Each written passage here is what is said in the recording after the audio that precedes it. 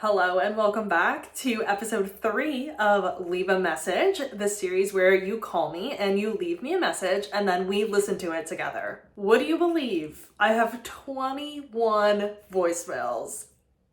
And it's actually Wednesday. It's not even Thursday morning yet. It is Wednesday still. Here's the thing about that. I simply don't have it in me to sit here and respond to 21 voicemails at one time. You honestly don't want me to do that. By the end of it, I will just be like mushy brain and it's not going to be cute. So I'm going to be working overtime to get through those voicemails, and I think maybe I'll just post more videos that are shorter instead of one ridiculously long video. Before we get started, we'll talk about some housekeeping things for those who might want to call in. The only thing you have to do is be nice and be appropriate. Your name, age, and location are completely optional. Your phone number obviously will never make it on here. I would never do that. Asking me a question or asking for advice is completely optional. You can just say what's on your mind. You can leave whatever your message is to the world. You don't have to say anything in particular. That being said, if you swear, I'm not gonna be mad at you, but I'm gonna be like a little mad at you because I have to go in and like bleep everything. So maybe just keep that in mind. Keep it under 3 minutes. The transcription in Google Voice does not work if you get cut off at 3 minutes. So then I have to go in and like type it all out myself. I'm not gonna lie, I'm just not going to do that. So if you get cut off, feel free to just call back and say,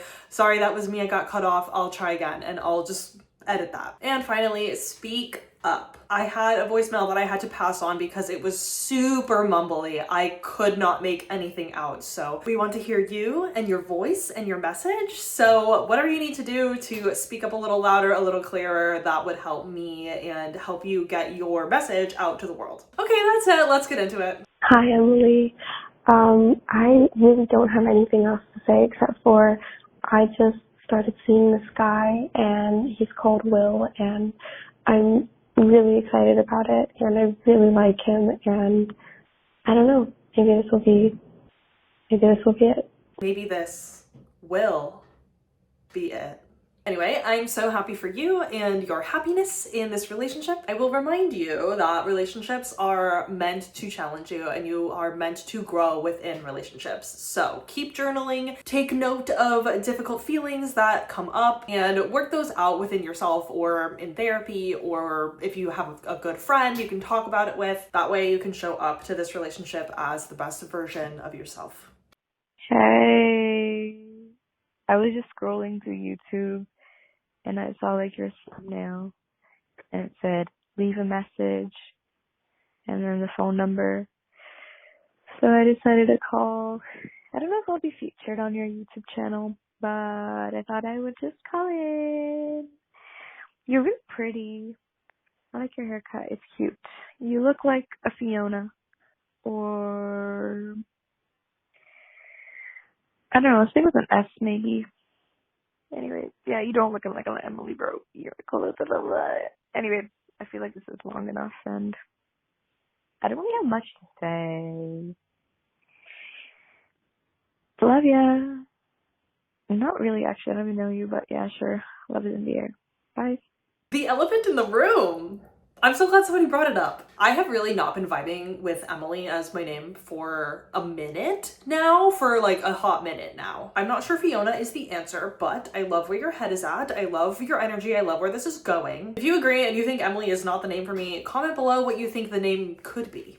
Hi, I came across your YouTube channel through my recommended, and so I just wanted to leave one of my favorite poems here. You might know it. It's called The Caged Bird by Maya Angelou. A free bird leaps on the back of the wind and floats downstream till the current ends, and dips his wing in the orange sun rays and dares to claim the sky. But a bird that stalks down his narrow cage can seldom see through his bars of rage. His wings are clipped and his feet are tied, so he opens his throat to sing. The caged bird sings with a fearful trill of things unknown but longed for still, and his tune is heard on the distant hill, for the caged bird sings of freedom. The free bird thinks of another breeze, and the trade winds soft through the sighing trees, and the fat worms weeding on a bright dawn lawn, and names the sky his own. But a caged bird stands on the grave of dreams, his shadow shouts on a nightmare scream. His wings are clipped and his feet are tied, so he opens his throat to sing. The caged bird sings with a fearful trill of things unknown but longed for still, and his tune is heard on the distant hill, the caged bird sings of freedom. Alright, that's it. Bye-bye, love you. My simplest take for this poem is the refusal to be silenced, the refusal to give up, the endurance to keep going, to keep standing up, to keep saying what you need to say. And that is something that we can all learn something from, especially right now. Even if you keep getting knocked down and down and down again and again and again, even when you feel like you've lost all of your power, you still have your voice and you still have your thoughts and you still need to give those to the world. Thank you for sharing. Hi, Emily. It feels kind of weird to be addressing you as just Emily, since I feel as though I should get to know you first in order to call you by this casually. But in all seriousness, have you ever thought about the fact that we're all trying so hard? I've seen this happen with everyone that I know, including myself. I feel as though we're trying so hard to achieve anything and everything, yet it all seems far out of reach. I've had my own share of self-isolation that inadvertently turned into isolation. I feel as though we feel so alone due to the fact that a lot of us have lost the concept of having emotions. Some of us, myself included, may try to hide the fact that we have our own thoughts and feelings, since it's likely that we couldn't do that from where we currently are in life. With this project that you're doing, I found it randomly on my YouTube feed, and I've got to say that this was something that made me feel as though I can contribute to reach out to those out of tune with themselves. We all want connections, whether it be with others or ourselves. And I'll say this right now, I am comfortable with saying this in the voicemail. My name is Reggie, I'm currently 19 years old, and I want to hope for the best in myself, for my friends, my partner, my family, and to anyone who wants better. I give out my hope to you to move forward with your own. I hope you all have that life that makes you feel as though it was worthwhile.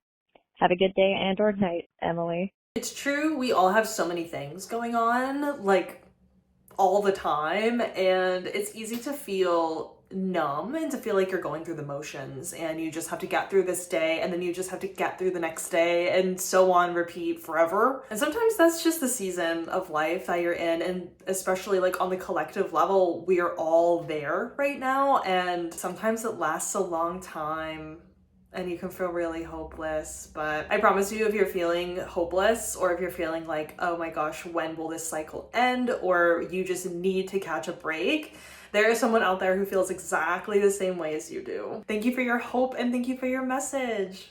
Hi, Emily. I'm calling in because I know my girlfriend listens to your channel, and I know she submitted a call, and I wanted to call to let her know how much I love her, so when she's listening, she'll feel happy. Also, I'm eating breakfast right now. It's an apple turnover and a sausage, and it's so yummy. So yeah, love you. Bye. When will it be my turn? But really, this is so cute. This is unbelievably cute. I'm so amazed that I got to technically help facilitate this message. I hope she hears it. Hi, Emily. It's Sienna. I was just calling in to ask you what your sun, moon, and rising are, and I will leave mine. Mine's Gemini sun, Cancer moon, Cancer rising. I kind of want to ask you what your opinions are on that placement, but I'm also second guessing, I suppose.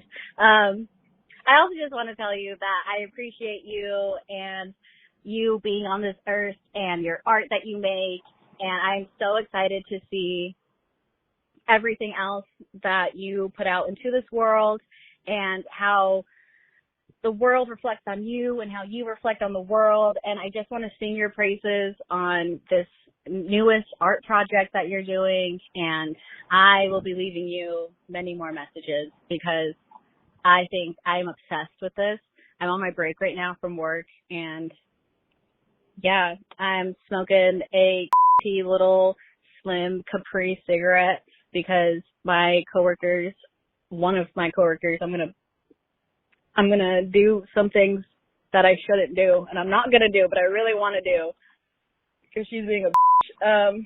but I respect her, but she's being a yeah, so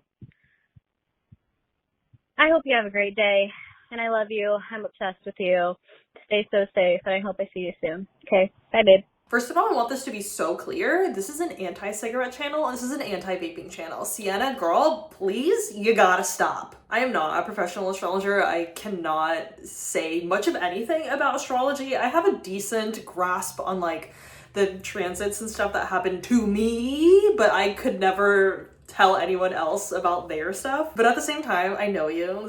This is my friend. As a Gemini sun, I would say like you cannot shut up, and that is true about you. And then the double Cancer of it all, you cannot stop complimenting me. And I think that's so funny. Like those two just go hand in hand with like professing your love verbally all day, every day. And I think you're so cute for it. Thank you for calling, my friend, and don't go crazy to that girl at work. She's not worth it. Everything is fine. Hey, Emily. I just wanted to say that I really enjoy watching your channel, but also I just really resonated with the 18-year-old who sent a message in your last video talking about how she decided to quit computer sciences when she thought that was like her dream job. I am quitting what I thought was going to be my dream job. I worked it for 3 years, and now I honestly just dread going in. And you can hear my cat.